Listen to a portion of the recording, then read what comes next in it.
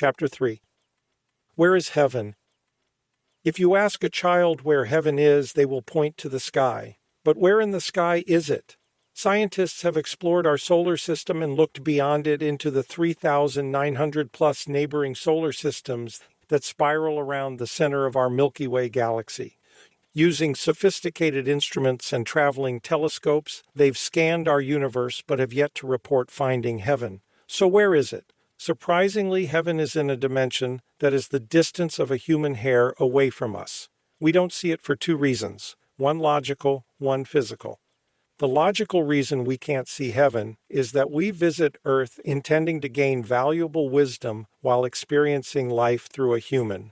These experiences often include challenging situations that make us very uncomfortable. If we were aware that our heavenly home was nearby, we'd be tempted to go back there instead of focusing on the lessons we came to Earth to learn. The separation between Earth and heaven has been described as being a thin veil. Bible writer Paul of Tarsus mentioned this veil when he was writing to the Hebrew church. He wanted the religion's followers to have hope in knowing their souls would enter the nearby presence of heaven at death. Paul is quoted as saying, "This hope we have as an anchor of the soul, both sure and steadfast, and which enters the presence behind the veil." If heaven is only separated from earth by a thin veil, why can't we see it? The physical reason is that living inside a human, our vision is limited to what our human can perceive using its eyes and brain. Human vision. It's hard to believe something is so near, yet humans don't see it. That's because a human's naked eyes are limited in their sensitivity. Human eyes are only sensitive to a small portion of the light spectrum. They see just enough of the rays to help them build images of the world around them. Humans aren't able to see the other parts of the light spectrum because those rays can't stimulate the optical nerves at the back of the human eye in a way that creates images. As you can see by the illustration, the majority of light rays that illuminate the earth can't be perceived by human eyes. Viewing life using human eyes is only one factor that affects what eyes may or may not be able to see. Once the signals reach the nerves in the back of the eyes, the brain affects what happens next. If everything is functioning in our human's eyes and brain, we still won't be able to see heaven because it's a place of pure energy, much like the sun's gamma rays. Pure energy has no mass, so there is nothing for visible light to bounce off of for human eyes to see. Invisible world.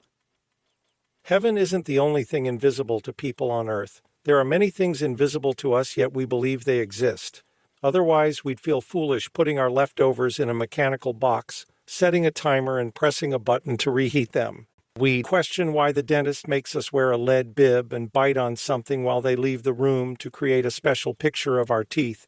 And we wouldn't agree to be a passenger in a large container that is supposedly able to stay elevated as it coasts at hundreds of miles an hour, high above the earth, on a cushion of invisible air. We trust the existence of certain phenomena simply because science has given them names. But naming a phenomenon doesn't mean it's completely understood. For example, magnetism, X-rays, ghosts, and telepathy are just a few examples of phenomena that have been named but are still not completely understood by science. Heaven is another. We can't expect to learn about the existence of heaven from mainstream science because its approach to anything spiritual is rigid and skeptical.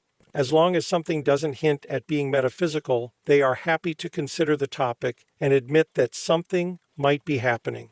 But if these same scientists experience something that might take their thinking into a spiritual realm of understanding, they shut down that line of thought by saying they simply don't know.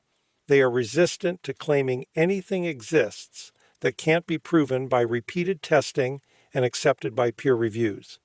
There are, however, plenty of spiritual books written by people who were originally skeptical men of science who were hit head-on with unexpected phenomena they couldn't explain or ignore. These people have documented their findings and admitted their experiences took them outside what science can explain. The works of some of these authors have contributed to this book.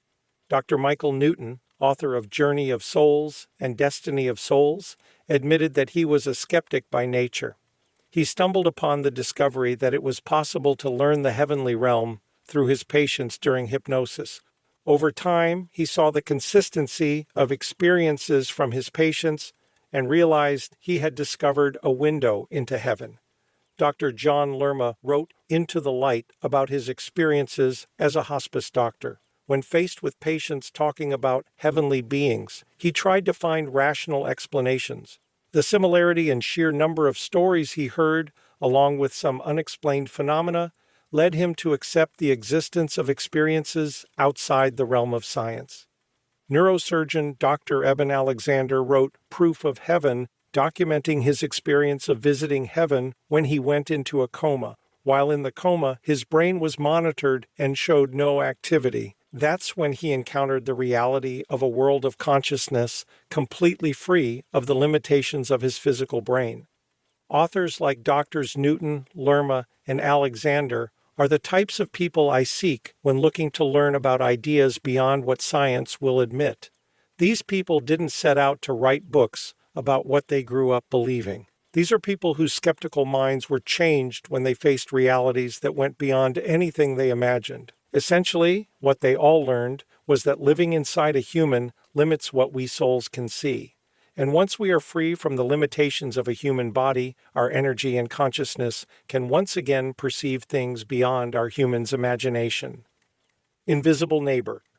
To help you grasp how an infinite world like heaven can exist invisibly right next to us on Earth, let's look at the example of radio stations. Radio stations play music to audiences who aren't in the same building as the source of the music. To get that music to their remote audiences, the radio stations build large metal towers that broadcast that music over invisible radio waves to a large geographic area. The radio station makes its radio waves vibrate at an exact frequency measured in megahertz. To hear the music traveling on these radio waves, the audience needs something to receive those particular radio waves. Home or car radios receive radio waves from various radio stations, and with the aid of a tuning knob, filter out all but the megahertz frequency of the radio station they want to hear. In this illustration, we see 4 radio towers broadcasting radio waves. A radio can receive all of the music from these towers, but it has to be selective. If it played all the music at once, it would be a jumble of sounds. So the radio filters out all the radio waves except the ones we tune into. Because of this select filtering, an audience can be listening to a quiet passage in a symphony on one station and be completely unaware that the next station on the dial is blasting heavy metal music. The human body acts like a radio. It receives input from the outside world and selectively converts it to what our human's brain experiences as its reality. Using the radio analogy, Earth is a low-frequency channel on the radio dial. Heaven is a higher frequency on the dial. When we put on a human costume, it limits us to only experiencing the low-frequency channel on the radio dial. This selective view of the world is intentional. Humans are limited in their ability to perceive certain realities, so they aren't distracted by seeing more in the world than is needed to live a life. When we leave a human body and return to being just a soul, we again exist at a higher frequency level. As souls, we can still perceive lower frequencies, but existing at a higher frequency level makes us invisible to the lower frequency world on Earth. Once souls leave their human, the only way we can touch other humans is by using our energy to affect a human's energy. Having heaven so close to Earth is how our spirit guide can be invisibly next to us, whispering guidance into our consciousness to direct us in situations. It is also how heavenly beings can be unseen when they keep a watchful eye on us and step in if we petition them for help. If heaven and all the beings in it are pure energy and invisible consciousness, how can some people see angels or the souls of people who have died?